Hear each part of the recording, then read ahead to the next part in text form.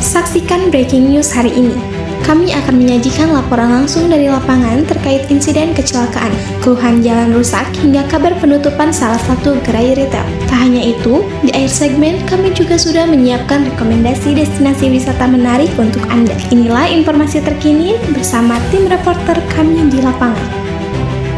Ya, pemirsa, saya berada di lokasi kecelakaan lalu lintas yang terjadi di Jalan Raya Rajek, Kabupaten Tanggerang, Banten. Seorang pria berusia 18 tahun mengalami luka-luka setelah diduga terserempet oleh pengendara sepeda motor lain sehingga terjatuh ke badan jalan. Akibat kejadian tersebut, korban mengalami luka di beberapa bagian tubuh serta pendarahan di bagian kepala. Korban telah dievakuasi menggunakan ambulans yang dipesan oleh warga sekitar untuk mendapatkan pengamanan medis lebih lanjut. Sementara itu, pengendara yang diduga menyerempet korban dilaporkan melarikan diri setelah kejadian. Untuk mengetahui kronologi kejadian, kami telah bersama salah satu warga yang berada di lokasi saat kecelakaan terjadi. Baik Pak, sebelumnya saya dengan Bapak siapa? Saya Medi, saya sebagai warga di sini yang melihat langsung terjadinya kecelakaan. Oke, boleh diceritakan Pak kronologi kecelakaannya bagaimana?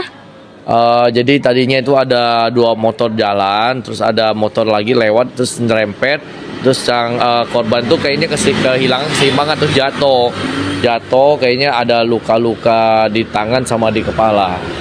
Oke, nah untuk tanggapan warga sendiri gimana tuh terkait kejadian tersebut?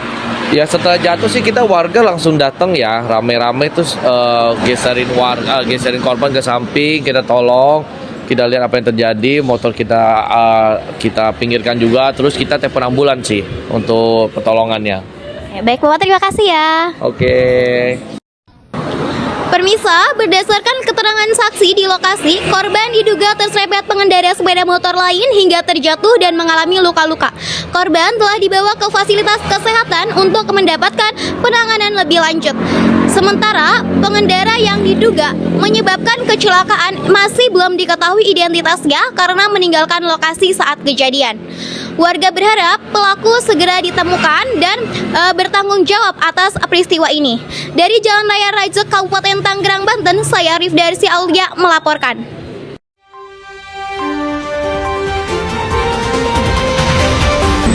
Selamat sore pemirsa, saya Berlina Rahmadani melaporkan dari jalanan Jakarta Garden City, Cakung.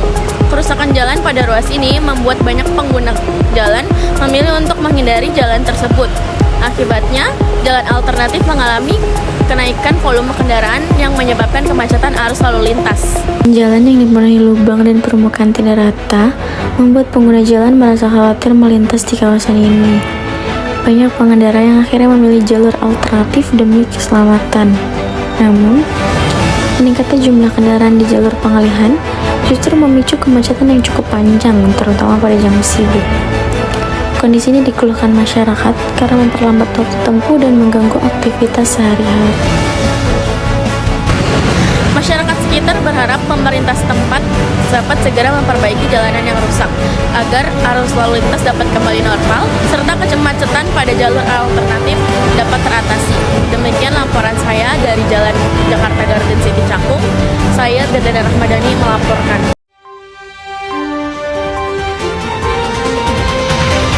Selamat siang, wacana kontroversial datang dari Menteri Desa dan Pembangunan Daerah Tertinggal Yandri Susanto. Beliau mewacanakan penghentian perluasan hingga penghentian operasional minimarket modern seperti Alfamart dan Indomaret di wilayah pedesaan. Kebijakan ini rencananya akan diberlakukan jika program Koperasi Desa Merah Putih sudah berjalan efektif. Pemerintah menyebut langkah tersebut untuk melindungi ekonomi warga desa. Namun wacana ini langsung menuai pro dan kontra di tengah masyarakat. Seperti apa tanggapan warga? Berikut laporan selengkapnya.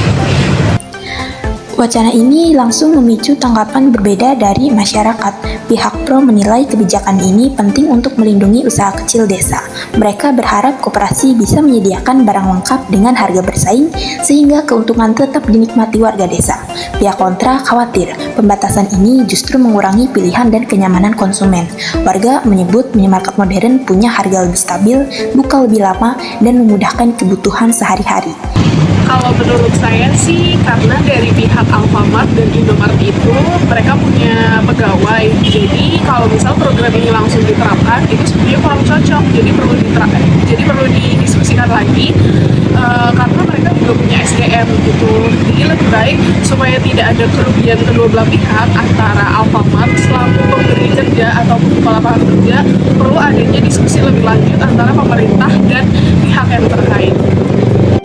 Hingga saat ini, pemerintah belum menetapkan waktu pasti penerapan kebijakan tersebut. Kementerian Desa dan PDTT menyatakan akan melakukan kajian dan evaluasi terlebih dahulu terhadap kinerja Koperasi Desa Merah Putih di berbagai wilayah. Meski masih sebatas wacana, usulan ini telah memunculkan berbagai pendapat di tengah masyarakat. Sejumlah warga berharap pemerintah dapat mempertimbangkan dampaknya secara menyeluruh baik bagi perkembangan ekonomi desa maupun bagi masyarakat yang mengagungkan pekerjaannya pada sektor retail modern. Dari Jakarta Pusat, saya Alika melaporkan. Sekian dan terima kasih.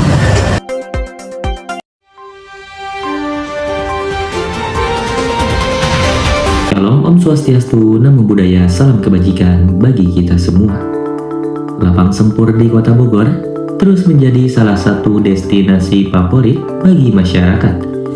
Menikmati suasana hijau di tengah perkotaan, berlokasi di pusat Kota Bogor, kawasan ini menawarkan ruang terbuka hijau yang mudah diakses dan menjadi pusat berbagai aktivitas masyarakat. Setiap hari, terutama pagi dan akhir pekan, Lapang Sempur dipadati warga yang melakukan berbagai aktivitas seperti olahraga, jogging, senam, bersepeda, hingga tempat berburu aneka jajanan. Kehadiran Lapang Sempur Bogor menjadikan tempat untuk bersantai dan berekreasi. Bagi warga Kota Hujan, Lapang Sempur bukan sekedar ruang terbuka publik. Terletak strategis di samping Istana Kepresidenan Bogor. Kawasan ini telah menjelma menjadi pasir hijau yang memadukan keindahan alam, fasilitas modern, dan kehangatan interaksi warga.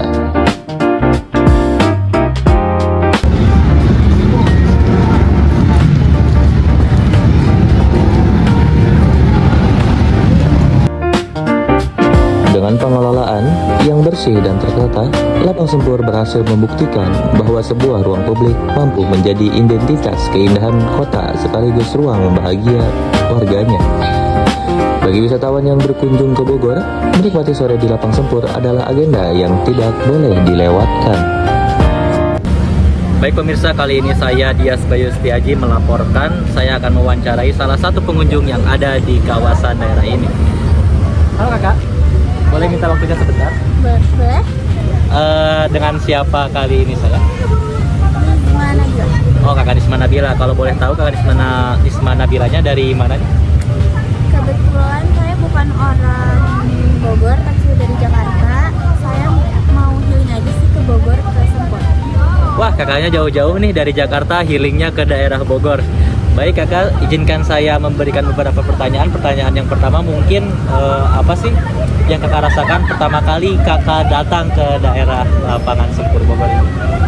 Kalau dari saya sih suasananya asri, terus orang-orangnya juga ramah, terus sejuk, banyak pepohonan, seru sih. Wah, sejuk, banyak pepohonan, tapi memang faktanya daerah Lapangan Sempur ini memang sejuk dan asri ya. Pertanyaan selanjutnya mungkin apa sih hal yang jadi favorit kakak nih waktu kakak datang ke daerah Sempur Bogor ini?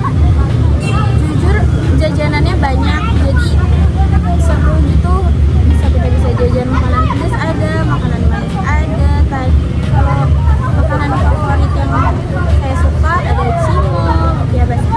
Wah, ternyata kakaknya datang jauh-jauh ke sini selain healing, kakak juga berburu hiburan dan makanan. Kakak, terima kasih atas waktunya. Mohon maaf telah mengganggu waktunya juga dan selamat beraktivitas kembali. Iya kak, terima kasih. Sekian dari saya melaporkan.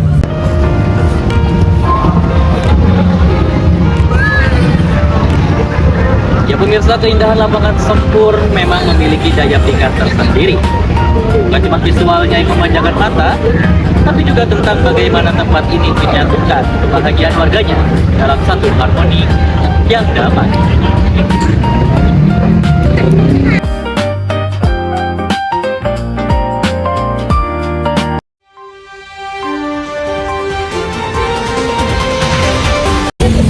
Kembali lagi bersama saya Marianti, sedang berada di Taman Flora Surabaya.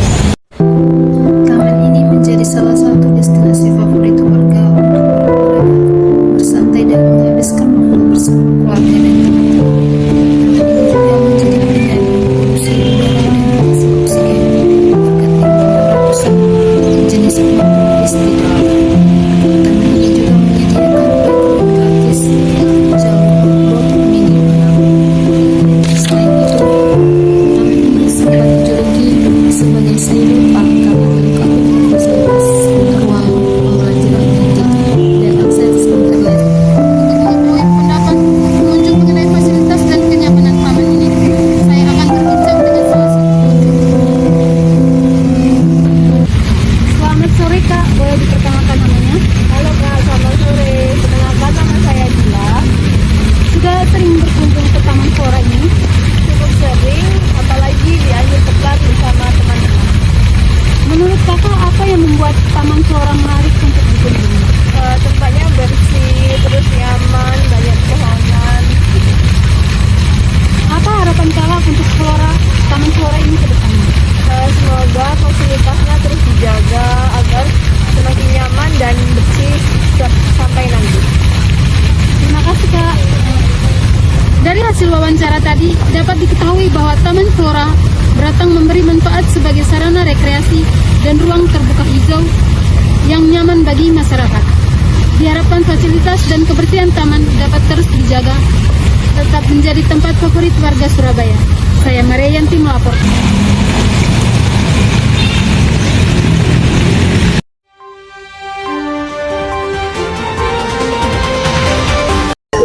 Halo pemirsa, jika Anda sedang mencari tempat yang tepat untuk menghabiskan waktu berkualitas bersama keluarga di siang hari, tempat yang sedang saya pijak saat ini bisa menjadi pilihan yang sempurna.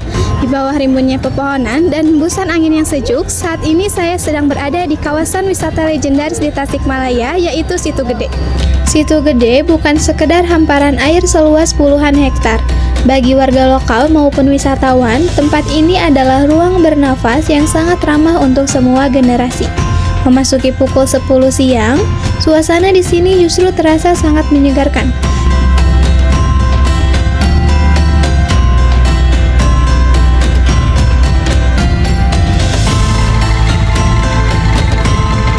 Salah satu aktivitas wajib yang tidak boleh dilewatkan adalah mengajak orang-orang tersayang untuk naik perahu mengelilingi danau, menikmati semilir angin telaga yang ampuh mengusir penat.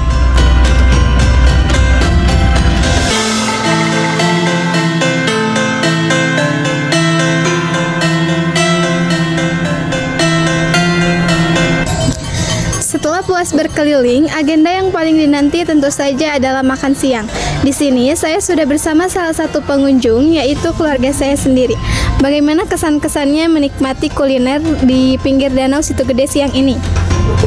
Untuk hidangannya ini hidangan tradisional, ikannya masih seger ya, langsung dari danaunya ini. Kemudian untuk pemandangannya bagus juga.